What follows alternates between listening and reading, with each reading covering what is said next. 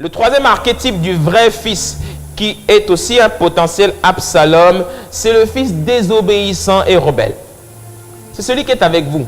C'est le bouc dans le troupeau. Il est désobéissant. Il se rebelle tout le temps.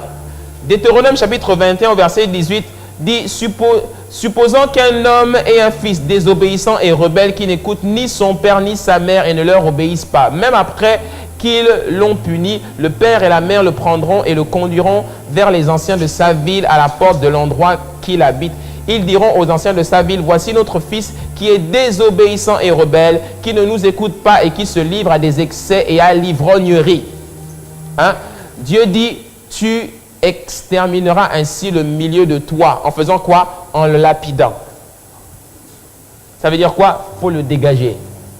Celui qui est désobéissant et rebelle et qui fait du mal à toute la famille, au bout d'un moment, quand on a essayé toutes les voies diplomatiques et ça n'a pas marché, il faut l'écarter de la famille.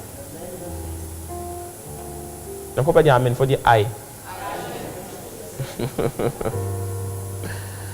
Lui, il est désobéissant, il résiste aux ordres, il n'aime pas son père ni sa mère, il n'aime pas les méthodes établies par le père dans la maison, il n'est jamais content, il n'aspire pas à avoir la même vie que son père, il se met en colère tout le temps et c'est pour ça qu'on le punit. Et quand on le punit, il faut lui faire comprendre qu'on le punit aussi parce qu'il se met en colère.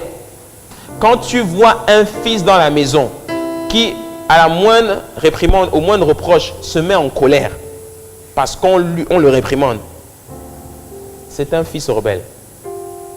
Alléluia. La colère face à une reproche est un très bon signe de la rébellion. C'est un excellent signe de la rébellion. Alléluia.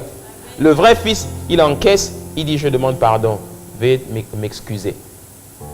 Mais celui qui se met en colère, je ne suis pas content, je ne suis pas content, pourquoi ils m'ont engueulé? Pourquoi on m'a puni? Pourquoi on m'a mis sous discipline? Alléluia.